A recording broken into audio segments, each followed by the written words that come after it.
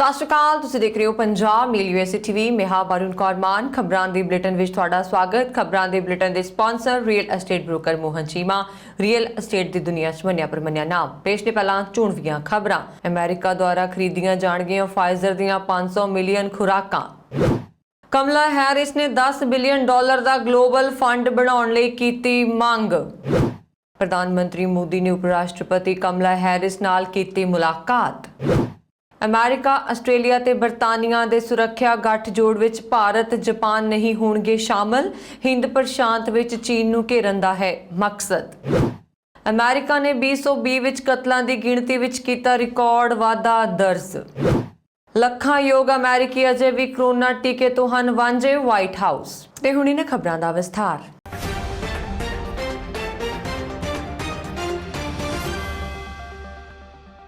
ਅਮਰੀਕੀ ਪ੍ਰਸ਼ਾਸਨ ਦੁਆਰਾ ਵਿਸ਼ਵ ਭਰ ਵਿੱਚ ਵੰਡਣ ਲਈ ਫਾਈਜ਼ਰ ਕੰਪਨੀ ਦੀਆਂ ਲੱਖਾਂ ਕਰੋਨਾ ਵੈਕਸੀਨ ਦੀਆਂ ਖੁਰਾਕਾਂ ਖਰੀਦੀਆਂ ਜਾਣਗੀਆਂ। ਇਸ ਸੰਬੰਧੀ ਰਾਸ਼ਟਰਪਤੀ ਜੋ ਬਾਈਡਨ ਨੇ ਬੁੱਧਵਾਰ ਨੂੰ ਕਿਹਾ ਕਿ ਅਮਰੀਕਾ ਦੁਨੀਆ ਭਰ ਦੇ ਗਰੀਬ ਦੇਸ਼ਾਂ ਨੂੰ ਦੇਣ ਦੇ ਲਈ ਫਾਈਜ਼ਰ ਦੇ ਕੋਵਿਡ-19 ਟੀਕੇ ਦੀਆਂ 500 ਮਿਲੀਅਨ ਹੋਰ ਖੁਰਾਕਾਂ ਖਰੀਦੇਗਾ।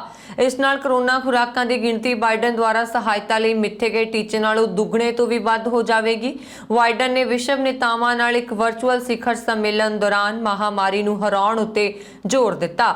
ਬਾਈਡਨ ਨੇ ਦੱਸਿਆ ਕਿ ਅਮਰੀਕੀ ਪ੍ਰਸ਼ਾਸਨ ਨੇ ਕਿਸੇ ਵੀ ਹੋਰ ਦੇਸ਼ ਨਾਲੋਂ ਜ਼ਿਆਦਾ ਲਗਭਗ 160 ਮਿਲੀਅਨ ਕਰੋਨਾ ਵੈਕਸੀਨ ਦੀਆਂ ਖੁਰਾਕਾਂ ਨੂੰ 100 ਦੇਸ਼ਾਂ ਵਿੱਚ ਭੇਜਿਆ ਹੈ। ਇਸੇ ਹੀ ਲੜੀ ਤਹਿਤ ਲਗਭਗ ਅੱਧਾ ਬਿਲੀਅਨ ਖੁਰਾਕਾਂ ਅਗਲੇ ਸਾਲ ਦੇ ਸਮੇਂ ਤੱਕ ਭੇਜ ਦਿੱਤੀਆਂ ਜਾਣਗੀਆਂ। ਇਹ ਖੁਰਾਕਾਂ ਬਾਈਡਨ ਪ੍ਰਸ਼ਾਸਨ ਦੁਆਰਾ ਦਿੱਤੀਆਂ ਜਾਣ ਵਾਲੀਆਂ 1.1 ਬਿਲੀਅਨ ਖੁਰਾਕਾਂ ਦਾ ਹਿੱਸਾ ਨੇ। ਬਾਈਡਨ ਅਨੁਸਾਰ ਅਮਰੀਕੀ ਟੀਕੇ ਕੋਵੈਕਸ ਗਲੋਬਲ ਵੈਕਸੀਨ ਏਜੰਸੀ ਦੁਆਰਾ ਵੰਡੇ ਜਾਣਗੇ। ਜ਼ਿਕਰਯੋਗ ਹੈ ਕਿ ਦੁਨੀਆ ਦੀ ਲਗਭਗ 43% ਆਬਾਦੀ ਨੂੰ 5.9 ਬਿਲੀਅਨ ਤੋਂ ਵੱਧ ਖੁਰਾਕਾਂ ਦਿੱਤੀਆਂ ਗਈਆਂ ਨੇ, ਪਰ ਸਭ ਤੋਂ ਵੱਧ ਗਰੀਬ ਕੁਝ ਦੇਸ਼ਾਂ ਨੇ ਅਜੇ ਵੀ 2 ਜਾਂ 3% ਤੋਂ ਵੱਧ ਟੀਕਾਕਰਨ ਦੀਆਂ ਦਰਾਂ ਪ੍ਰਾਪਤ ਨਹੀਂ ਕੀਤੀਆਂ। ਅਮਰੀਕਾ ਦੀ ਉਪ ਰਾਸ਼ਟਰਪਤੀ ਕਮਲਾ ਹੈਰਿਸ ਨੇ ਬੁੱਧਵਾਰ ਨੂੰ ਭਵਿੱਖ ਦੀਆਂ ਮਹਾਮਾਰੀਆਂ ਲਈ ਤਿਆਰੀ ਨੂੰ ਜ਼ਰੂਰੀ ਦੱਸਦੇ ਹੋਏ ਦੁਨੀਆ ਭਰ ਦੇ ਦੇਸ਼ਾਂ ਅਤੇ ਕੰਪਨੀਆਂ ਨੂੰ ਅਗਲੇ ਸਿਹਤ ਸੰਕਟਾਂ ਨਾਲ ਨਜਿੱਠਣ ਲਈ $10 ਬਿਲੀਅਨ ਦਾ ਗਲੋਬਲ ਹੈਲਥ ਫੰਡ ਬਣਾਉਣ ਲਈ ਅਪੀਲ ਕੀਤੀ ਹੈ। ਕਮਲਾ ਹੈਰਿਸ ਅਨੁਸਾਰ ਇਸ ਫੰਡ ਵਿੱਚ ਅਮਰੀਕਾ ਵੱਲੋਂ $250 ਮਿਲੀਅਨ ਨਾਲ ਸ਼ੁਰੂਆਤੀ ਯੋਗਦਾਨ ਪਾਇਆ ਜਾਏਗਾ। ਹੈਰਿਸ ਨੇ ਯੂਨਾਈਟਿਡ ਨੇਸ਼ਨਜ਼ ਮਹਾਸਭਾ ਦੇ ਦੌਰਾਨ ਆਯੋਜਿਤ ਕੀਤੇ ਇੱਕ ਵਰਚੁਅਲ ਕੋਵਿਡ-19 ਸੰਮੇਲਨ ਦੌਰਾਨ ਇਹ ਐਲਾਨ ਕੀਤਾ। ਭਵਿੱਖ ਦੀਆਂ ਮਹਾਮਾਰੀਆਂ ਨੂੰ ਰੋਕਣ ਵਾਲੇ ਇੱਕ ਸੈਸ਼ਨ ਦੀ ਪ੍ਰਧਾਨਗੀ ਕਰਦਿਆਂ ਹੈਰਿਸ ਨੇ ਕੋਵਿਡ-19 ਨੂੰ ਇੱਕ ਟਿਪਿੰਗ ਪੁਆਇੰਟ ਕਰਾਰ ਦਿੱਤਾ। ਹੈਰਿਸ ਅਨੁਸਾਰ ਮਾਹਿਰਾਂ ਨੇ ਪੁਸ਼ਟੀ ਕੀਤੀ ਹੈ ਕਿ ਭਵਿੱਖ ਦੇ ਜੈਵਿਕ ਖਤਰੇ ਦੀ ਢੁਕਵੀਂ ਤਿਆਰੀ ਲਈ ਲੋੜੀਂਦਾ ਫੰਡ ਨਹੀਂ ਹੈ, ਇਸ ਲਈ ਹੁਣ ਕਾਰਵਾਈ ਕਰਨ ਦਾ ਸਮਾਂ ਹੈ। ਇਸ ਮੌਕੇ ਉਹਨਾਂ ਨੇ ਕਿਹਾ ਕਿ ਅਮਰੀਕਾ ਇਸ ਫੰਡ ਨੂੰ ਸ਼ੁਰੂ ਕਰਨ ਲਈ $250 ਮਿਲੀਅਨ ਦਾ ਯੋਗਦਾਨ ਦੇਣ ਲਈ ਤਿਆਰ ਹੈ, ਜਿਸ ਨਾਲ ਕਿ ਭਵਿੱਖ ਵਿੱਚ ਸਾਹਮਣੇ ਆਉਣ ਵਾਲੀਆਂ ਵੱਡੀਆਂ ਸਮੱਸਿਆਵਾਂ ਨੂੰ ਵਿਸ਼ਵ ਪੱਧਰ ਤੇ ਹੱਲ ਕੀਤਾ ਜਾ ਸਕੇ। ਪ੍ਰਧਾਨ ਮੰਤਰੀ ਨਰਿੰਦਰ ਮੋਦੀ ਨਾਲ ਮੁਲਾਕਾਤ ਦੌਰਾਨ ਅਮਰੀਕੀ ਉਪ ਰਾਸ਼ਟਰਪਤੀ ਕਮਲਾ ਹੈਰਿਸ ਨੇ ਖੁਦ ਮੰਨਿਆ ਕਿ ਪਾਕਿਸਤਾਨ ਦੀ ਧਰਤੀ ਤੇ ਕਈ ਅੱਤਵਾਦੀ ਸੰਗਠਨ ਸਰਗਰਮ ਨੇ। ਇਨ੍ਹਾਂ ਅੱਤਵਾਦੀਆਂ ਨੂੰ ਪਾਕਿਸਤਾਨ ਦੀ ਸ਼ਹਿ ਪ੍ਰਾਪਤ ਹੈ। ਇਹ ਜਾਣਕਾਰੀ ਵਿਦੇਸ਼ ਸਕੱਤਰ ਹਰਸ਼ਵਰਧਨ ਨੇ ਟਵੀਟ ਕਰਕੇ ਦਿੱਤੀ। ਉਹਨਾਂ ਨੇ ਦੱਸਿਆ ਕਿ ਪ੍ਰਧਾਨ ਮੰਤਰੀ ਮੋਦੀ ਦੀ ਅਮਰੀਕੀ ਉਪ ਰਾਸ਼ਟਰਪਤੀ ਨਾਲ ਮੁਲਾਕਾਤ ਕਾਫੀ ਸਫਲ ਰਹੀ ਅਤੇ ਇਸ ਮੁਲਾਕਾਤ ਵਿੱਚ ਅੱਤਵਾਦ ਦੇ ਮੁੱਦੇ ਤੇ ਪਾਕਿਸਤਾਨ ਨੂੰ ਬੇਨਕਾਬ ਕੀਤਾ ਗਿਆ। ਦੱਸ ਦੇਈਏ ਕਿ ਪ੍ਰਧਾਨ ਮੰਤਰੀ ਇਨੀ ਦਿਨੀ ਅਮਰੀਕਾ ਦੌਰੇ ਤੇ ਨੇ ਤੇ ਬੀਤੇ ਦਿਨ ਉਹਨਾਂ ਨੇ ਅਮਰੀਕੀ ਉਪ ਰਾਸ਼ਟਰਪਤੀ ਕਮਲਾ ਹੈਰਿਸ ਨਾਲ ਮੁਲਾਕਾਤ ਕੀਤੀ ਹੈ। ਮੁਲਾਕਾਤ ਦਾ ਜਾਣਕਾਰੀ ਦਿੰਦੇ ਹੋਏ ਵਿਦੇਸ਼ ਸਕੱਤਰ ਨੇ ਦੱਸਿਆ ਕਿ ਕਮਲਾ ਹੈਰਿਸ ਨੇ ਖੁਦ ਮੰਨਿਆ ਕਿ ਤਾਲਿਬਾਨ ਦੀ ਮਦਦ ਕਰਨ ਵਿੱਚ ਪਾਕਿਸਤਾਨ ਦਾ ਹੱਥ ਹੈ। ਉਹਨਾਂ ਨੇ ਪਾਕਿਸਤਾਨ ਨੂੰ ਸਾਫ਼ ਸ਼ਬਦਾਂ ਵਿੱਚ ਚੇਤਾਵਨੀ ਦਿੱਤੀ ਹੈ ਕਿ ਉਹ ਭਾਰਤ ਅਤੇ ਅਮਰੀਕਾ ਦੀ ਸੁਰੱਖਿਆ ਦੇ ਲਈ ਖਤਰਾ ਨਾ ਬਣੇ ਅਤੇ ਆਪਣੇ ਇੱਥੋਂ ਅੱਤਵਾਦ ਨੂੰ ਖਤਮ ਕਰੇ। ਇਸ ਦੌਰਾਨ ਉਹਨਾਂ ਨੇ ਭਾਰਤ ਵਿੱਚ ਸਰਹੱਦ ਪਾਰ ਤੋਂ ਹੋ ਰਹੀ ਅੱਤਵਾਦੀ ਸਰਗਰਮੀਆਂ ਤੇ ਵੀ ਸਹਿਮਤੀ ਜਤਾਈ ਹੈ ਅਤੇ ਮੰਨਿਆ ਕਿ ਪਾਕਿਸਤਾਨ ਇਸ ਵਿੱਚ ਅੱਤਵਾਦੀਆਂ ਦੀ ਮਦਦ ਕਰ ਰਿਹਾ। ਦੱਸ ਦਈਏ ਕਿ ਪ੍ਰਧਾਨ ਮੰਤਰੀ ਮੋਦੀ ਕਮਲਾ ਹੈਰਿਸ ਨਾਲ ਉਪ ਰਾਸ਼ਟਰਪਤੀ ਬਣਨ ਤੋਂ ਬਾਅਦ ਪਹਿਲੀ ਮੁਲਾਕਾਤ ਸੀ। ਇਸ ਤੋਂ ਪਹਿਲਾਂ ਦੋਵਾਂ ਨੇਤਾਵਾਂ ਦੀ ਫੋਨ ਤੇ ਗੱਲਬਾਤ ਹੋਈ ਹੈ। ਪ੍ਰਧਾਨ ਮੰਤਰੀ ਮੋਦੀ ਨੇ ਕਰੋਨਾ ਕਾਲ ਵਿੱਚ ਪ੍ਰਵਾਸੀ ਭਾਰਤੀਆਂ ਲਈ ਅਮਰੀਕਾ ਵੱਲੋਂ ਕੀਤੀ ਮਦਦ ਦੀ ਵੀ ਸ਼ਲਾਘਾ ਕੀਤੀ ਹੈ। ਉਹਨਾਂ ਨੇ ਕਿਹਾ ਕਿ ਅਮਰੀਕਾ ਨੇ ਇੱਕ ਚੰਗੇ ਦੋਸਤ ਦੀ ਤਰ੍ਹਾਂ ਸਾਥ ਦਿੱਤਾ ਹੈ। ਹਾਲੀਆ ਬਣੇ ਨਵੇਂ ਸੁਰੱਖਿਆ ਗੱਠਜੋੜ ਵਿੱਚ ਭਾਰਤ ਤੇ ਜਾਪਾਨ ਨੂੰ ਸ਼ਾਮਲ ਕਰਨ ਦੀਆਂ ਸੰਭਾਵਨਾਵਾਂ ਨੂੰ ਅਮਰੀਕਾ ਨੇ ਖਾਰਿਜ ਕਰ ਦਿੱਤਾ ਹੈ। ਅਮਰੀਕਾ ਨੇ ਹਾਲੀਆ ਬਰਤਾਨੀਆ ਤੇ ਆਸਟ੍ਰੇਲੀਆ ਦੇ ਨਾਲ ਹਿੰਦ ਪ੍ਰਸ਼ਾਂਤ ਖੇਤਰ ਦੀ ਸੁਰੱਖਿਆ ਨੂੰ ਲੈ ਕੇ ਇੱਕ ਨਵਾਂ ਗੱਠਜੋੜ ਆਕਸ ਬਣਾਇਆ ਹੈ। 15 ਸਤੰਬਰ ਨੂੰ ਅਮਰੀਕੀ ਰਾਸ਼ਟਰਪਤੀ ਜੋ ਬਾਈਡਨ, ਆਸਟ੍ਰੇਲੀਆ ਦੇ ਪ੍ਰਧਾਨ ਮੰਤਰੀ ਸਕਾਟ ਮੌਰਿਸਨ ਤੇ ਬਰਤਾਨੀਆ ਦੇ ਪ੍ਰਧਾਨ ਮੰਤਰੀ ਬੋਰਿਸ ਜੌਨਸਨ ਨੇ ਸਾਂਝਾ ਬਿਆਨ ਜਾਰੀ ਕਰਕੇ ਹਿੰਦ ਪ੍ਰਸ਼ਾਂਤ ਖੇਤਰ ਲਈ ਇੱਕ ਨਵੇਂ ਸੁਰੱਖਿਆ ਗੱਠਜੋੜ ਦਾ ਐਲਾਨ ਕੀਤਾ ਹੈ। ਇਸ ਗੱਠਜੋੜ ਨੂੰ ਔਕਸ ਨਾਂ ਦਿੱਤਾ ਗਿਆ ਹੈ। ਇਸ ਸੁਰੱਖਿਆ ਗੱਠਜੋੜ ਤਹਿਤ ਆਸਟ੍ਰੇਲੀਆ ਨੂੰ ਪਰਮਾਣੂ ਪਣਡੁੱਬੀ ਦੇ ਬੇੜੇ ਨਾਲ ਲੈਸ ਕਰਦੇ ਹੋਏ ਤਕਨੀਕੀ ਰੂਪ ਨਾਲ ਚੀਨ ਨਾਲ ਮੁਕਾਬਲਾ ਕਰਨ 'ਚ ਸਮਰੱਥ ਬਣਾਇਆ ਜਾਵੇਗਾ। ਵਾਈਟ ਹਾਊਸ ਦੇ ਪ੍ਰੈਸ ਸਕੱਤਰ ਜੈਨ ਸਾਕੀ ਨੇ ਕਿਹਾ ਕਿ ਸੁਰੱਖਿਆ ਗੱਠਜੋੜ ਨੂੰ ਲੈ ਕੇ ਫਰਾਂਸ ਨੂੰ ਵੀ ਰਾਸ਼ਟਰਪਤੀ ਨੇ ਸਪਸ਼ਟ ਸੰਦੇਸ਼ ਦੇ ਦਿੱਤਾ ਹੈ ਕਿ ਹਿੰਦ ਪ੍ਰਸ਼ਾਂਤ ਖੇਤਰ ਦੀ ਸੁਰੱਖਿਆ ਲਈ ਬਣੇ ਇਸ ਸੁਰੱਖਿਆ ਗੱਠਜੋੜ ਵਿੱਚ ਕਿਸੇ ਹੋਰ ਦੇਸ਼ ਨੂੰ ਸ਼ਾਮਲ ਨਹੀਂ ਕੀਤਾ ਜਾ ਰਿਹਾ। ਸਾਕੀ ਉਸ ਸਵਾਲ ਦਾ ਜਵਾਬ ਦੇ ਰਹੇ ਸਨ ਜਿਸ ਵਿੱਚ ਪੁੱਛਿਆ ਗਿਆ ਸੀ ਕਿ ਕੀ ਭਾਰਤ ਤੇ ਜਾਪਾਨ ਨੂੰ ਵੀ ਔਕਸ ਵਿੱਚ ਸ਼ਾਮਲ ਕੀਤਾ ਜਾਏਗਾ। ਵਾਈਟ ਹਾਊਸ ਦੇ ਪ੍ਰੈਸ ਸਕੱਤਰ ਨੇ ਕਿਹਾ ਕਿ ਭਾਰਤ ਜਾਪਾਨ ਨੂੰ ਇਸ ਸੁਰੱਖਿਆ ਗੱਠਜੋੜ ਨਾਲ ਨਹੀਂ ਜੋੜਿਆ ਜਾ ਰਿਹਾ। याद रहे कि हिंद प्रशांत खेतर की सुरक्षा ਲਈ ही 4 देश अमेरिका, भारत, जापान ते आस्ट्रेलिया दरमियान क्वाड गठजोड़ बनाया गया है। इस दी 24 सितंबर ਨੂੰ ਹੋਣ ਵਾਲੀ बैठक की मेजबानी व्हाइट हाउस विच राष्ट्रपति जो बाइडन कर रहे ने। अमेरिका विच हर साल हज़ारां ही व्यक्ति ਵੱਖ-ਵੱਖ ਕਾਰਨਾਂ ਕਰਕੇ ਕਤਲ ਕਰ ਦਿੱਤੇ ਜਾਂਦੇ ਨੇ। ਇਸ ਸੰਬੰਧੀ ਇੱਕ ਰਿਪੋਰਟ ਅਨੁਸਾਰ FBI ਦੁਆਰਾ 1960 ਵਿੱਚ ਰਾਸ਼ਟਰੀ ਅਪਰਾਧ ਰਿਕਾਰਡ ਸ਼ੁਰੂ ਕਰਨ ਤੋਂ ਬਾਅਦ ਅਮਰੀਕਾ ਨੇ ਪਿਛਲੇ ਸਾਲ 2020 ਵਿੱਚ ਰਿਕਾਰਡ ਤੋੜ ਕਤਲ ਦਰਜ ਕੀਤੇ ਨੇ। FBI ਅੰਕੜਿਆਂ ਦੇ ਅਨੁਸਾਰ 2020 ਵਿੱਚ ਇੱਕ ਸਾਲ ਪਹਿਲਾਂ ਦੇ ਮੁਕਾਬਲੇ ਦੇਸ਼ ਭਰ ਵਿੱਚ ਲਗਭਗ 5000 ਹੋਰ ਕਤਲ ਹੋਏ, ਜਿਨ੍ਹਾਂ ਦੀ ਕੁੱਲ ਗਿਣਤੀ ਤਕਰੀਬਨ 21500 ਦੇ ਕਰੀਬ ਹੈ। ਅਮਰੀਕਾ ਨੇ ਪਿਛਲੇ ਸਾਲ ਹੱਤਿਆਵਾਂ ਵਿੱਚ 29% ਵਾਧਾ ਦਰਜ ਕੀਤਾ ਹੈ ਅਤੇ ਏਜੰਸੀ ਦੀ ਸਾਲਾਨਾ ਯੂਨੀਫਾਰਮ ਕ੍ਰਾਈਮ ਰਿਪੋਰਟ ਦੇ ਹਿੱਸੇ ਵਜੋਂ FBI ਦੁਆਰਾ ਸੋਮਵਾਰ ਨੂੰ ਅੰਕੜੇ ਜਾਰੀ ਕੀਤੇ ਜਾਣ ਦੀ ਉਮੀਦ ਹੈ। ਇਸ ਦੇ ਇਲਾਵਾ ਰਿਪੋਰਟ ਅਨੁਸਾਰ ਪਿਛਲੇ ਸਾਲ ਬਹੁਤ ਵੱਡੀ ਗਿਣਤੀ ਦੇ ਕਤਲ ਬੰਦੂਕਾਂ ਨਾਲ ਕੀਤੇ ਗਏ ਸਨ। ਅੰਕੜਿਆਂ ਅਨੁਸਾਰ ਇਹ ਖੂਨ ਖਰਾਬਾ ਪਿਛਲੇ ਸਾਲ ਅਮਰੀਕਾ ਦੇ ਹਰ ਖੇਤਰ ਵਿੱਚ ਦੇਖਿਆ ਗਿਆ ਅਤੇ ਵੱਡੇ ਸ਼ਹਿਰ ਇਸ ਤੋਂ ਖਾਸ ਪ੍ਰਭਾਵਿਤ ਹੋਏ ਹਨ। ਕੋਰੋਨਾ ਵਾਇਰਸ ਮਹਾਮਾਰੀ ਦੀ ਲਾਗ ਦੇ ਵਾਧੇ ਨੂੰ ਰੋਕਣ ਅਤੇ ਲੋਕਾਂ ਨੂੰ ਸੁਰੱਖਿਆ ਪ੍ਰਦਾਨ ਕਰਨ ਦੇ ਉਦੇਸ਼ ਨਾਲ ਅਮਰੀਕਾ ਵਿੱਚ ਕੋਰੋਨਾ ਵੈਕਸੀਨ ਮੁਹਿੰਮ ਜਾਰੀ ਹੈ। ਇਸ ਪ੍ਰਕਿਰਿਆ ਦੇ ਚਲਦਿਆਂ ਜਿੱਥੇ ਲੱਖਾਂ ਅਮਰੀਕੀ ਲੋਕਾਂ ਨੇ ਕੋਰੋਨਾ ਟੀਕਾ ਲਗਵਾਇਆ, ਉੱਥੇ ਹੀ ਵਾਈਟ ਹਾਊਸ ਦੇ ਅਨੁਸਾਰ ਵੈਕਸੀਨ ਲਈ ਯੋਗ ਲੱਖਾਂ ਅਮਰੀਕੀ ਲੋਕਾਂ ਨੇ ਇਸ ਤੋਂ ਵਾਂਝੇ ਰੱਖਿਆ ਹੈ ਆਪਣੇ ਆਪ ਨੂੰ। ਇਸ ਸੰਬੰਧੀ ਜਾਣਕਾਰੀ ਦਿੰਦਿਆਂ ਵਾਈਟ ਹਾਊਸ ਦੇ ਕੋਵਿਡ-19 ਦੇ ਡਾਟਾ ਡਾਇਰੈਕਟਰ ਸਾਇਰਸ ਸ਼ਾਹਪਾਰ ਨੇ ਦੱਸਿਆ ਕਿ ਤਕਰੀਬਨ 71 ਮਿਲੀਅਨ ਅਮਰੀਕੀ ਲੋਕ ਜੋ ਟੀਕੇ ਦੇ ਯੋਗ ਹਨ, ਉਹਨਾਂ ਨੂੰ ਅਜੇ ਵੀ ਟੀਕੇ ਦੀ ਕੋਈ ਵੀ ਖੁਰਾਕ ਨਹੀਂ ਮਿਲੀ। ਅਮਰੀਕੀ ਪ੍ਰਸ਼ਾਸਨ ਜੋ ਕਿ ਵਿਸ਼ਵ ਪੱਧਰ ਤੇ ਕੋਰੋਨਾ ਨੂੰ ਖਤਮ ਕਰਨ ਲਈ ਕੋਰੋਨਾ ਵੈਕਸੀਨ ਦੀ ਵੰਡ ਕਰ ਰਿਹਾ ਦੁਆਰਾ ਜ਼ਿਆਦਾ ਤੋਂ ਜ਼ਿਆਦਾ ਅਮਰੀਕੀ ਨਾਗਰਿਕਾਂ ਦੇ ਕੋਰੋਨਾ ਟੀਕਾ ਲਗਾਉਣ ਦੇ ਢੁਕਵੇਂ ਯਤਨ ਕੀਤੇ ਜਾ ਰਹੇ ਨੇ। ਤਕਰੀਬਨ 1 ਮਹੀਨਾ ਪਹਿਲਾਂ ਵਾਈਟ ਹਾਊਸ ਦੁਆਰਾ ਜਾਣਕਾਰੀ ਦਿੱਤੀ ਗਈ ਸੀ ਲਗਭਗ 82 ਮਿਲੀਅਨ ਯੋਗ ਅਮਰੀਕੀਆਂ ਨੇ ਵੈਕਸੀਨ ਨਹੀਂ ਲਗਵਾਈ ਹੈ ਅਤੇ ਹੁਣੇ ਨਵੇਂ ਅੰਕੜਿਆਂ ਅਨੁਸਾਰ ਇਸ ਗਿਣਤੀ ਵਿੱਚ ਥੋੜੀ ਗਿਰਾਵਟ ਦਰਜ ਕੀਤੀ ਗਈ ਹੈ। ਬਾਈਡਨ ਪ੍ਰਸ਼ਾਸਨ ਵੱਲੋਂ ਕੋਰੋਨਾ ਦੇ ਵੱਧ ਰਹੇ ਕੇਸਾਂ ਦੇ ਮੱਦੇਨਜ਼ਰ ਦੇਸ਼ ਵਾਸੀਆਂ ਨੂੰ ਕੋਰੋਨਾ ਵੈਕਸੀਨ ਲਗਵਾਉਣ ਦੀ ਅਪੀਲ ਕੀਤੀ ਜਾ ਰਹੀ ਹੈ।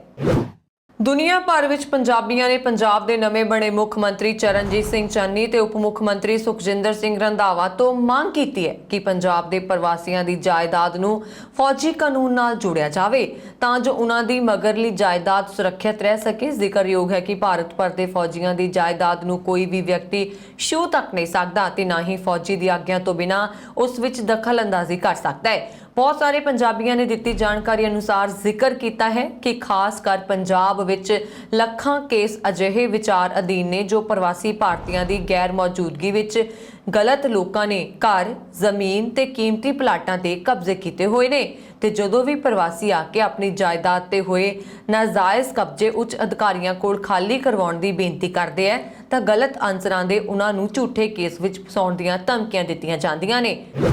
ਅਮਰੀਕਾ ਦੇ ਟੈਨੇਸੀ ਰਾਜ ਵਿੱਚ ਕੋਲਿਰਵਿਲੇ ਵਿਖੇ ਇੱਕ ਗ੍ਰੋਸਰੀ ਸਟੋਰ ਵਿਖੇ ਇੱਕ ਅਣਪਛਾਤੇ ਹਮਲਾਵਰ ਵੱਲੋਂ ਚੱਲੀਆਂ ਗੋਲੀਆਂ ਨਾਲ ਇੱਕ ਵਿਅਕਤੀ ਦੀ ਮੌਤ ਹੋ ਗਈ ਤੇ 12 ਹੋਰ ਜ਼ਖਮੀ ਹੋ ਗਏ। ਹਮਲਾਵਰ ਖੁਦ ਵੀ ਮਾਰਿਆ ਗਿਆ। ਪੁਲਿਸ ਅਨੁਸਾਰ ਲੱਗਦਾ ਹੈ ਕਿ ਹਮਲਾਵਰ ਨੇ ਗੋਲੀਆਂ ਚਲਾਉਣ ਉਪਰੰਤ ਖੁਦ ਹੀ ਆਪਣੇ ਆਪ ਨੂੰ ਗੋਲੀ ਮਾਰੀ ਹੈ। ਖੇਤਰੀ ਸਿਹਤ ਕੇਂਦਰ ਦੇ ਬੁਲਾਰੇ ਅਨੁਸਾਰ ਜ਼ਖਮੀਆਂ ਵਿੱਚੋਂ 4 ਦੀ ਹਾਲਤ ਗੰਭੀਰ ਹੈ। ਮੌਕੇ ਦੇ ਗਵਾਹਾਂ ਤੇ ਗਾਹਕਾਂ ਅਨੁਸਾਰ ਗੋਲੀਆਂ ਕਰੋਗਰ ਗ੍ਰੋਸਰੀ ਸਟੋਰ ਦੇ ਅੰਦਰ ਚੱਲੀਆਂ ਹਨ। ਸਨ ਤੇ ਗੋਲੀ ਚੱਲਣ ਉਪਰੰਤ ਸਟੋਰ ਅੰਦਰ ਹਫੜਾ ਦਫੜੀ ਮਚ ਗਈ ਤੇ ਲੋਕਾਂ ਨੇ ਇੱਧਰ ਉੱਧਰ ਭੱਜਣਾ ਸ਼ੁਰੂ ਕਰ ਦਿੱਤਾ। ਪੁਲਿਸ ਮੁਖੀ ਡੇਲ ਨੇ ਜਾਰੀ ਇੱਕ ਬਿਆਨ ਵਿੱਚ ਕਿਹਾ ਕਿ ਪੁਲਿਸ ਨੇ ਮੌਕੇ ਉੱਪਰ ਜਾ ਕੇ ਫ੍ਰੀਜ਼ਰਾਂ ਵਿੱਚ ਤੇ ਹੋਰ ਥਾਵਾਂ ਤੇ ਲੁਕੇ ਲੋਕਾਂ ਨੂੰ ਬਾਹਰ ਕੱਢਿਆ। ਉਹਨਾਂ ਨੇ ਕਿਹਾ ਕਿ ਬਹੁਤ ਭਿਆਨਕ ਹੈ, ਇੱਥੇ ਬਹੁਤ ਵਧੀਆ ਲੋਕ ਰਹਿੰਦੇ ਨੇ, ਜੋ ਕੁਝ ਵੀ ਵਾਪਰਿਆ ਹੈ ਉਹ ਬਹੁਤ ਘਿਨਾਉਣਾ ਤੇ ਨਿੰਦਣਯੋਗ ਹੈ। ਉਹਨਾਂ ਨੇ ਕਿਹਾ ਕਿ ਜਿਸ ਸਮੇਂ ਗੋਲੀ ਚੱਲਣ ਦੀ ਘਟਨਾ ਵਾਪਰੀ ਉਸ ਵੇਲੇ ਸਟੋਰ ਦੇ ਅੰਦਰ 44 ਮੁਲਾਜ਼ਮ ਕੰਮ ਕਰ ਰਹੇ ਸਨ। ਕੁਝ ਮੁਲਾਜ਼ਮਾਂ ਨੇ ਦੱਸਿਆ ਕਿ ਜਦੋਂ ਉਹਨਾਂ ਨੇ ਗੋਲੀਆਂ ਚੱਲਣ ਦੀ ਆਵਾਜ਼ ਸੁਣੀ ਤਾਂ ਉਹ ਸਭ ਕੁਝ ਅੰਦਰ ਛੱਡ ਕੇ ਬਾਹਰ ਨੂੰ ਭੱਜੇ। ਉਹਨਾਂ ਨੇ ਦੱਸਿਆ ਕਿ ਚੰਗੇ ਭਾਗੀਓ ਜ਼ਖਮੀ ਨਹੀਂ ਹੋਏ, ਪਰ ਮਨ ਅੰਦਰ ਇੱਕ ਡਰ ਜ਼ਰੂਰ ਪੈਦਾ ਹੋ ਗਿਆ। ਇੱਥੇ ਜ਼ਿਕਰਯੋਗ ਹੈ ਕਿ ਕਲੋਰਲਵਿਲੇ ਇੱਕ ਨੀਮ ਸ਼ਹਿਰੀ ਖੇਤਰ ਵਜੋਂ ਵਿਕਸਿਤ ਹੋ ਰਿਹਾ, ਜਿੱਥੇ 51,000 ਤੋਂ ਵੱਧ ਲੋਕ ਰਹਿੰਦੇ ਹਨ। ਸੰਯੁਕਤ ਕਿਸਾਨ ਮੋਰਚੇ ਦੇ ਆਗੂਆਂ ਨੇ ਕਿਸਾਨੀ ਧਰਨਿਆਂ ਦੇ 321ਵੇਂ ਦਿਨ ਪ੍ਰੈਸ ਬਿਆਨ ਜਾਰੀ ਕਰਦਿਆਂ ਕਿਹਾ ਕਿ 27 ਸਤੰਬਰ 2021 ਨੂੰ ਐਲਾਨੇ ਗਏ ਭਾਰਤ ਬੰਦ ਤੋਂ ਪਹਿਲਾਂ ਸੰਯੁਕਤ ਕਿਸਾਨ ਮੋਰਚੇ ਨੇ ਹਰ ਭਾਰਤੀ ਨੂੰ ਕਿਸਾਨ ਵਿਰੋਧੀ ਮੋਦੀ ਸਰਕਾਰ ਵਿਰੁੱਧ ਇਤਿਹਾਸਕ ਬੰਦ ਵਿੱਚ ਸ਼ਾਮਲ ਹੋਣ ਦੀ ਅਪੀਲ ਕੀਤੀ ਹੈ। ਆਪਣੇ ਅਪੀਲ ਬਿਆਨ ਵਿੱਚ ਮੋਰਚੇ ਨੇ ਕਿਹਾ ਕਿ ਕਿਸਾਨਾਂ ਦਾ ਵਿਰੋਧ ਹੁਣ ਸਾਡੀ ਅਰਥ ਵਿਵਸਥਾ ਤੇ ਕਾਰਪੋਰੇਟ ਕਬਜ਼ੇ ਨੂੰ ਰੋਕਣ, ਰਾਸ਼ਟਰੀ ਸੰਪਤੀਆਂ ਦੀ ਰਾਖੀ, ਸੰਘਵਾਦ ਨੂੰ ਬਚਾਉਣ, ਲੋਕਤੰਤਰ ਨੂੰ ਮੁੜ ਪ੍ਰਾਪਤ ਕਰਨ ਅਤੇ ਭਾਰਤ ਦੀ ਏਕਤਾ ਦੀ ਰੱਖਿਆ ਲਈ ਇੱਕ ਰਾਸ਼ਟਰੀ ਅੰਦੋਲਨ ਦੇ ਕੇਂਦਰ ਵਿੱਚ ਹੈ। ਮੋਰਚਾ ਸਾਰੇ ਭਾਰਤੀਆਂ ਨੂੰ ਇਸ ਅੰਦੋਲਨ ਵਿੱਚ ਸ਼ਾਮਲ ਹੋਣ ਅਤੇ ਭਾਰਤ ਬੰਦ ਨੂੰ ਇੱਕ ਸ਼ਾਨਦਾਰ ਸਫਲ ਬਣਾਉਣ ਦੀ ਬੇਨਤੀ ਕਰਦਾ ਹੈ। ਸੰਯੁਕਤ ਕਿਸਾਨ ਮੋਰਚੇ ਨੇ ਵਿਸ਼ੇਸ਼ ਤੌਰ ਤੇ ਮਜ਼ਦੂਰਾਂ, ਵਪਾਰੀਆਂ, ਟਰਾਂਸਪੋਰਟਰਾਂ, ਕਾਰੋਬਾਰੀਆਂ, ਵਿਦਿਆਰਥੀਆਂ, ਨੌਜਵਾਨਾਂ ਅਤੇ ਔਰਤਾਂ ਦੀਆਂ ਸਾਰੀਆਂ ਸੰਸਥਾਵਾਂ ਅਤੇ ਸਮਾਜਿਕ ਜਥੇਬੰਦੀਆਂ ਨੂੰ ਬੰਦ ਦੇ ਦਿਨ ਕਿਸਾਨਾਂ ਨਾਲ ਏਕਤਾ ਬਣਾਉਣ ਦੀ ਅਪੀਲ ਕੀਤੀ ਹੈ। ਸੰਯੁਕਤ ਕਿਸਾਨ ਮੋਰਚਾ ਨੇ ਅਪੀਲ ਕਰਦਿਆਂ ਕਿਹਾ ਕਿ ਅਸੀਂ ਸਾਰੀਆਂ ਰਾਜਨੀਤਿਕ ਪਾਰਟੀਆਂ ਅਤੇ ਰਾਜ ਸਰਕਾਰਾਂ ਨੂੰ ਵੀ ਸੱਦਾ ਦਿੰਦੇ ਹਾਂ, ਜਿਨ੍ਹਾਂ ਵਿੱਚੋਂ ਬਹੁਤੀਆਂ ਨੇ ਸਾਡੇ ਪਹਿਲਾਂ ਦੇ ਸੱਦਿਆਂ ਦਾ ਸਮਰਥਨ ਕੀਤਾ ਹੈ ਅਤੇ ਅੰਦੋਲਨ ਦਾ ਸਮਰਥਨ ਕਰਨ ਵਾਲੇ ਮਤੇ ਪਾਸ ਕੀਤੇ ਨੇ। ਇਸ ਭਾਰਤ ਬੰਦ ਨੂੰ ਸਮਰਥਨ ਦੇਣ ਅਤੇ ਲੋਕਤੰਤਰ ਅਤੇ ਸੰਘਵਾਦ ਦੇ ਸਿਧਾਂਤਾਂ ਦੀ ਰਾਖੀ ਲਈ ਕਿਸਾਨਾਂ ਦੇ ਨਾਲ ਖੜੇ ਹੋਣ। ਸਾਡੀ ਸਥਾਪਿਤ ਨੀਤੀ ਦੇ ਤਹਿਤ ਰਾਜਨੀਤਿਕ ਪਾਰਟੀਆਂ ਦੇ ਨੁਮਾਇੰਦੇ ਸੰਯੁਕਤ ਕਿਸਾਨ ਮੋਰਚਾ ਸਟੇਜ ਨੂੰ ਸਾਂਝਾ ਨਹੀਂ ਕਰਨਗੇ। ਜ਼ਿਕਰਯੋਗ ਹੈ ਕਿ ਕੁਝ ਰਾਜ ਸਰਕਾਰਾਂ ਪਿਛਲੇ ਸਮੇਂ ਵਿੱਚ ਸਾਂਝੇ ਕਿਸਾਨ ਮੋਰਚੇ ਵੱਲੋਂ ਦਿੱਤੇ ਬੰਦ ਦੇ ਸੱਦੇ ਦਾ ਸਮਰਥਨ ਕਰਨ ਲਈ ਅੱਗੇ ਆਈਆਂ ਸਨ। ਪ੍ਰਧਾਨ ਮੰਤਰੀ ਨਰਿੰਦਰ ਮੋਦੀ ਅਮਰੀਕੀ ਦੌਰੇ ਤੇ ਨੇ। ਵੀਰਵਾਰ ਨੂੰ ਉਹਨਾਂ ਨੇ ਆਪਣੇ ਪ੍ਰੋਗਰਾਮਾਂ ਦਾ ਸ਼ੁਭ ਆਰੰਭ ਅਮਰੀਕਾ ਦੀਆਂ ਟੌਪ 5 ਕੰਪਨੀਆਂ ਦੇ ਮੁੱਖ ਕਾਰਜਕਾਰੀ ਅਧਿਕਾਰੀਆਂ ਨਾਲ ਮੁਲਾਕਾਤ ਕਰਕੇ ਕੀਤਾ। ਪ੍ਰਧਾਨ ਮੰਤਰੀ ਨੇ ਇਹਨਾਂ ਸੀਈਓਜ਼ ਨੂੰ ਭਾਰਤ ਵਿੱਚ ਉਹਨਾਂ ਦੇ ਪੇਸ਼ੇ ਲਈ ਸੰਭਾਵਨਾਵਾਂ ਬਾਰੇ ਦੱਸਿਆ ਅਤੇ ਉਹਨਾਂ ਨਾਲ ਆਪਣੀ ਉਮੀਦਾਂ ਵੀ ਸਾਂਝੀਆਂ ਕੀਤੀਆਂ। ਇਹਨਾਂ ਸੀਈਓਜ਼ ਨੇ ਮੰਨਿਆ ਕਿ ਭਾਰਤ ਵਿੱਚ ਵਧੀਆ ਕੰਮ ਹੋ ਰਿਹਾ ਹੈ ਅਤੇ ਵੀ ਉੱਥੋਂ ਦੀ ਸਰਕਾਰ ਅਤੇ ਲੋਕਾਂ ਦੇ ਨਾਲ ਮੋਢਾ ਜੋੜ ਕੇ ਕੰਮ ਕਰਨ ਦੇ ਚਾਹਵਾਨ ਨੇ। ਪ੍ਰਧਾਨ ਮੰਤਰੀ ਨੇ ਸਾਰੇ ਸੀਈਓਜ਼ ਨੂੰ ਵਾਰੀ-ਵਾਰੀ ਪੂਰੇ ਗੌਰ ਨਾਲ ਸੁਣਿਆ ਅਤੇ ਉਹਨਾਂ ਨੂੰ ਭਾਰਤ 'ਚ ਹਰ ਸੰਭਵ ਸਹੂਲਤ ਮੁਹੱਈਆ ਕਰਵਾਉਣ ਦਾ ਭਰੋਸਾ ਵੀ ਦਿੱਤਾ ਹੈ। म्यांमार तो आए 7 लाख तो ਵੱਧ रोहिंग्या रिफ्यूजियां ਦੀ ਮਦਦ ਲਈ ਅਮਰੀਕਾ 180 ਮਿਲੀਅਨ ਅਮਰੀਕੀ ਡਾਲਰ ਦੀ ਵਿੱਤੀ ਸਹਾਇਤਾ ਦੇਵੇਗਾ। ਅਮਰੀਕੀ ਵਿਦੇਸ਼ ਵਿਭਾਗ ਦੇ ਬੁਲਾਰੇ ਨੇਡ ਪ੍ਰਾਈਸ ਨੇ ਕਿਹਾ ਕਿ ਸੰਯੁਕਤ ਰਾਸ਼ਟਰ ਵਿੱਚ ਅਮਰੀਕੀ ਰਾਜਦੂਤ ਥਾਮਸ ਨੇ ਬਰਮਾ, ਬੰਗਲਾਦੇਸ਼ ਅਤੇ ਇਸ ਖੇਤਰ ਵਿੱਚ ਹੋਰ ਥਾਵਾਂ ਤੇ ਰੋਹਿੰਗਿਆ ਰਿਫਿਊਜੀ ਸੰਕਟ ਦੀ ਮਾਰ ਚੱਲ ਰਹੇ ਲੋਕਾਂ ਲਈ ਵਿੱਤੀ ਸਹਾਇਤਾ ਦੇਣ ਦਾ ਐਲਾਨ ਕੀਤਾ ਹੈ।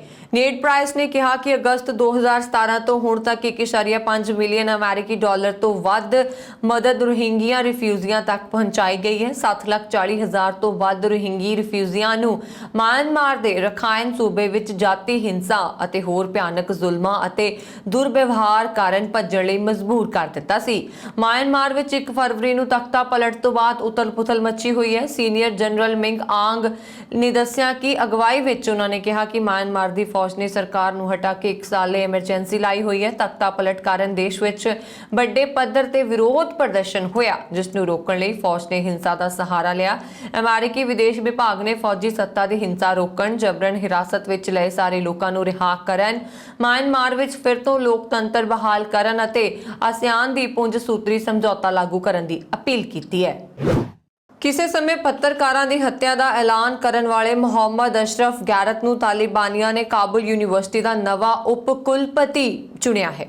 ਨਵੇਂ ਵਾਈਸ ਚਾਂਸਲਰਸ ਦੇ ਰੂਪ ਵਿੱਚ ਗੈਰਤ ਦੀ ਨਿਯੁਕਤੀ ਨਾਲ ਸੋਸ਼ਲ ਮੀਡੀਆ ਤੇ ਗੁੱਸਾ ਫੈਲ ਗਿਆ ਤੇ ਯੂਜ਼ਰਸ ਨੇ ਉਸਦੇ ਪੁਰਾਣੇ ਟਵੀਟਸ ਨੂੰ ਖੰਗਾਲਣਾ ਸ਼ੁਰੂ ਕਰ ਦਿੱਤਾ। ਇੱਕ ਯੂਜ਼ਰ ਨੇ ਇਹ ਵੀ ਦਾਅਵਾ ਕੀਤਾ ਕਿ ਗੈਰਤ ਨੂੰ ਬਹੁਤ ਸੌਖੇ ਵਿਸ਼ਿਆਂ ਵਿੱਚ ਮੁਸ਼ਕਲ ਨਾਲ ਪਾਸ ਅੰਕ ਮਿਲੇ ਸਨ। ਉਸਨੇ ਕਿਹਾ ਕਿ ਇੱਕ ਨੌਜਵਾਨ ਗ੍ਰੈਜੂਏਟ ਡਿਗਰੀ ਧਾਰਕ ਨੇ ਇੱਕ ਬੌਧਿਕ ਅਤੇ ਤਜਰਬੇਕਾਰ PhD ਦੀ ਜਗ੍ਹਾ ਲੈ ਲਈ ਹੈ। ਆਰਿਫ ਬਹਰਾਮੀ ਨਾਮਕ ਇੱਕ ਮਹਿਲਾ ਯੂਜ਼ਰ ਜੋ ਕਾਬੁਲ ਯੂਨੀਵਰਸਿਟੀ ਵਿੱਚ ਗੈਰਤ ਦੀ ਸਹਿਪਾਠੀ ਸੀ ਨੇ ਫੇਸਬੁੱਕ ਪੋਸਟ ਵਿੱਚ ਦਾਅਵਾ ਕੀਤਾ ਹੈ ਕਿ ਜਦੋਂ ਗੈਰਤ ਹੈਲਥ ਯੂਨੀਵਰਸਿਟੀ ਵਿੱਚ ਪੜ੍ਹ ਰਿਹਾ ਸੀ, ਉਦੋਂ ਉਹ ਹਮੇਸ਼ਾ ਆਪਣੀਆਂ ਮਹਿਲਾ ਸਾਥੀਆਂ ਅਤੇ ਪ੍ਰੋਫੈਸਰਾਂ ਪ੍ਰਤੀ ਅਪਮਾਨਜਨਕ ਰਵੱਈਆ ਅਪਣਾਉਂਦਾ ਸੀ। ਗੈਰਤ ਦਾ ਦਾਅਵਾ ਹੈ ਕਿ ਆਲੋਚਨਾ ਅਣਉਚਿਤ ਹੈ ਅਤੇ ਕਿਹਾ ਹੈ ਕਿ ਮੈਂ ਤੁਹਾਨੂੰ ਅਪੀਲ ਕਰਦਾ ਹਾਂ ਕਿ ਤੁਸੀਂ ਸ਼ਾਂਤ ਹੋ ਜਾਓ ਅਤੇ ਮੇਰੀ ਸਿੱਖਿਆ ਪਿਛੋਕੜ ਬਾਰੇ ਜਾਂਚ ਕਰੋ। ਜ਼ਿਕਰਯੋਗ ਹੈ ਕਿ ਪਿਛਲੇ ਸਾਲ ਜੂਨ ਵਿੱਚ ਆਪਣੇ ਇੱਕ ਟਵੀਟ ਵਿੱਚ ਗੈਰਤ ਨੇ ਕਿਹਾ ਸੀ ਕਿ ਇੱਕ ਜਾਸੂਸ ਪੱਤਰਕਾਰ 100 ਅਰਬਾਕੀ ਨਾਲੋਂ ਜ਼ਿਆਦਾ ਖਤਰਨਾਕ ਹੁੰਦਾ ਹੈ। ਮੈਨੂੰ ਉਹਨਾਂ ਲੋਕਾਂ ਤੇ ਸ਼ੱਕ ਹੈ ਜੋ ਪੱਤਰਕਾਰਾਂ ਨੂੰ ਮਾਰਨ ਤੋਂ ਰੋਕਦੇ ਹਨ। ਜਾਸੂਸ ਪੱਤਰਕਾਰਾਂ ਨੂੰ ਮਾਰੋ, ਮੀਡੀਆ ਦੀਆਂ ਗਤੀਵਿਧੀਆਂ ਸੀਮਿਤ ਕਰੋ। ਟਵੀਟ ਨੂੰ ਉਸਦੇ ਅਕਾਊਂਟ ਤੋਂ ਡਿਲੀਟ ਕਰ ਦਿੱਤਾ ਗਿਆ ਸੀ। ਅਮਰੀਕਾ ਦੀ ਇੱਕ ਨਿੱਜੀ ਸਾਈਬਰ ਸੁਰੱਖਿਆ ਕੰਪਨੀ ਦਾ ਇਹ ਦਾਅਵਾ ਭਾਰਤ ਤੇ ਚੀਨ ਦੇ ਤਣਾਅਪੂਰਨ ਰਿਸ਼ਤਿਆਂ ਵਿੱਚ ਹੋਰ ਤਲਖੀ ਪੈਦਾ ਕਰ ਸਕਦਾ ਹੈ। ਕੰਪਨੀ ਨੇ ਬੁੱਧਵਾਰ ਨੂੰ ਦਾਅਵਾ ਕੀਤਾ ਹੈ ਕਿ ਉਸ ਨੂੰ ਅਜਿਹੇ ਸਬੂਤ ਮਿਲੇ ਹਨ ਜਿਸ ਤੋਂ ਪਤਾ ਚੱਲਦਾ ਹੈ ਕਿ ਸ਼ਾਇਦ ਸਰਕਾਰ ਸਪਾਂਸਰਡ ਇੱਕ ਚੀਨੀ ਸਮੂਹ ਵੱਲੋਂ ਇੱਕ ਭਾਰਤੀ ਮੀਡੀਆ ਸਮੂਹ ਦੇ ਕੁਝ ਸਰਕਾਰੀ ਵਿਭਾਗ ਨੂੰ ਹੈਕ ਕਰ ਲਿਆ ਗਿਆ ਸੀ। ਮੈਸਾਚਿਊਸੈਟਸ ਸਥਿਤ ਰਿਕਾਰਡਿੰਗ ਫਿਊਚਰ ਦੇ ਇੰਸਟੀਟਿਊਟ ਗਰੁੱਪ ਨੇ ਕਿਹਾ ਹੈ ਕਿ ਹੈਕਿੰਗ ਸਮੂਹ ਨੇ ਵਿੰਟੀ ਮਾਲਵੇਅਰ ਦੀ ਵਰਤੋਂ ਕੀਤੀ। ਸਮੂਹ ਨੂੰ ਆਰਜ਼ੀ ਤੌਰ ਤੇ TAG28 ਦਾ ਨਾਮ ਦਿੱਤਾ ਗਿਆ। ਵਿੰਟੀ ਮਾਲਵੇਅਰ ਖਾਸ ਤੌਰ ਤੇ ਸਰਕਾਰ ਸਪਾਂਸਰਡ ਲਈ ਚੀਨੀ ਸਰਗਰਮੀ ਸਮੂਹ ਵਿਚਾਲੇ ਸਾਂਝਾ ਕੀਤਾ ਗਿਆ ਹੈ। ਹਾਲਾਂਕਿ ਚੀਨੀ ਅਧਿਕਾਰੀ ਸਰਕਾਰ ਸਪਾਂਸਰਡ ਹੈਕਿੰਗ ਦੇ ਕਿਸੇ ਵੀ ਰੂਪ ਤੋਂ ਇਨਕਾਰ ਕਰਦੇ ਨੇ। ਇਨਸੈਕਟ ਗਰੁੱਪ ਨੇ ਆਪਣੀ ਰਿਪੋਰਟ ਵਿੱਚ ਕਿਹਾ ਕਿ ਸਾਈਬਰ ਹਮਲੇ ਸਰਹੱਦ ਤੇ ਜਾਰੀ ਤਣਾਵਾਂ ਨਾਲ ਜੁੜੇ ਹੋ ਸਕਦੇ ਨੇ। ਰਿਪੋਰਟ ਦੇ ਮੁਤਾਬਕ ਅਗਸਤ 2021 ਦੀ ਸ਼ੁਰੂਆਤ ਵਿੱਚ ਰਿਕਾਰਡ ਕੀਤੇ ਗਏ ਅੰਕੜਿਆਂ ਤੋਂ ਪਤਾ ਲੱਗਦਾ ਹੈ ਕਿ ਸਾਲ 2020 ਦੇ ਮੁਕਾਬਲੇ ਸਾਲ 2021 ਵਿੱਚ ਭਾਰਤੀ ਸੰਗਠਨਾਂ ਤੇ ਕੰਪਨੀਆਂ ਨੂੰ ਟੀਚਾ ਬਣਾਉਣ ਵਾਲੇ ਸ਼ੱਕੀ ਸਰਕਾਰ ਸਪਾਂਸਰਡ ਚੀਨੀ ਸਾਈਬਰ ਸਰਗਰਮੀਆਂ ਦੀ ਗਿਣਤੀ 'ਚ 261% ਦਾ ਵਾਧਾ ਹੋਇਆ ਹੈ। ਫਰਵਰੀ ਤੋਂ ਅਗਸਤ ਤੱਕ 2 ਵਿੰਟੀ ਸਰਵਰਾਂ ਨੇ ਨਾਲ ਇੱਕ ਮੀਡੀਆ ਕੰਪਨੀ ਨੂੰ ਦਿੱਤੇ ਗਏ 4 IPPਤਿਆਂ ਦੀ ਜਾਂਚ ਕੀਤੀ ਗਈ ਹੈ। ਨਿੱਜੀ ਮਲਕੀਅਤ ਵਾਲੀ ਬੰਬਈ ਦੀ ਕੰਪਨੀ ਦੇ ਨੈਟਵਰਕ ਤੋਂ ਕਰੀਬ 500 ਮੈਗਾਬਾਈਟ ਡਾਟਾ ਕੱਢਿਆ ਗਿਆ। ਗੁਰਦੁਆਰਾ ਸਾਹਿਬ ਸਿੰਘ ਸਭਾ ਨੋਵੋਲਾਰਾ ਰੀਜ਼ੋ ਇਮੀਲੀਆ ਇਟਲੀ ਵਿਖੇ ਮਿਤੀ 25 ਸਤੰਬਰ ਨੂੰ ਨੋਵੋਲਾਰਾ ਸ਼ਹਿਰ ਵਿੱਚ ਨੈਸ਼ਨਲ ਧਰਮ ਪ੍ਰਚਾਰ ਕਮੇਟੀ ਇਟਲੀ ਨਾਲ ਮਿਲ ਕੇ ਇੱਕ ਸੈਮੀਨਾਰ ਦਾ ਆਯੋਜਨ ਕੀਤਾ ਜਾ ਰਿਹਾ ਜਿਸ ਦਾ ਵਿਸ਼ਾ ਸੰਵਾਦ ਅਤੇ ਨਾਗਰਿਕ ਭਾਗੀਦਾਰੀ ਹੋਏਗਾ। ਇਹ ਇੱਕ ਜਾਣਕਾਰੀ ਹਿੱਤ ਕੋਰਸ ਦਾ ਪਹਿਲਾ ਸਮਾਗਮ ਹੋਏਗਾ। ਸਮਾਗਮ 10 ਵਜੇ ਸਵੇਰੇ ਆਰੰਭ ਹੋਣਗੇ। 25 ਸਤੰਬਰ ਨੂੰ ਹੋਣ ਵਾਲੇ ਇਸ ਸਮਾਗਮ ਵਿਚਾਰ ਵਟਾਂਦਰਾ ਜਾਣਕਾਰੀ ਸਿਖਲਾਈ ਸੈਮੀਨਾਰਾਂ ਦੀ ਲੜੀ ਦਾ ਪਹਿਲਾ ਸਮਾਗਮ ਹੈ। ਇਸ ਤੋਂ ਬਾਅਦ 23 ਅਕਤੂਬਰ ਨੂੰ ਲੇਨੋ ਗੁਰਦੁਆਰਾ ਸਾਹਿਬ ਵਿਖੇ ਸਮਾਗਮ ਹੋਣਗੇ ਜਿਸ ਦਾ ਵਿਸ਼ਾ ਔਰਤਾਂ ਦੀ ਆਜ਼ਾਦੀ ਅਤੇ ਬਰਾਬਰਤਾ ਹੋਏਗਾ। 13 ਨਵੰਬਰ ਨੂੰ ਗੁਰਦੁਆਰਾ ਸਾਹਿਬ ਵਿਖੇ ਸਮਾਗਮ ਹੋਣਗੇ ਜਿਸ ਦਾ ਵਿਸ਼ਾ ਮਨੁੱਖੀ ਅਧਿਕਾਰ ਅਤੇ ਧਾਰਮਿਕ ਆਜ਼ਾਦੀ ਹੋਏਗਾ। 11 ਦਸੰਬਰ ਨੂੰ ਗੁਰਦੁਆਰਾ ਸਿੰਘ ਸਭਾ ਬੋਰਗੋ ਹੀਮਰਾਦਾ ਲਾਤੀਨਾ ਵਿਖੇ ਸਮੂਹ ਸਰਬ ਧਰਮ ਸੰਵਾਦ ਸੰਮੇਲਨ ਹੋਣਗੇ। ਇਹ ਸਨ ਹੁਣ ਤੱਕ ਦੀਆਂ ਖਬਰਾਂ। ਮੈਨੂੰ ਵਰਿੰਦਰ ਕੌਰ ਮਾਨੂੰ ਦਿਓ ਆ ਗਿਆ। ਹੋਰ ਖਬਰਾਂ ਦੇ ਲਈ ਸਾਡਾ YouTube ਚੈਨਲ ਪੰਜਾਬ ਮੇਲ USA TV ਜ਼ਰੂਰ ਸਬਸਕ੍ਰਾਈਬ ਕਰੋ। ਸਤਿ ਸ਼੍ਰੀ ਅਕਾਲ।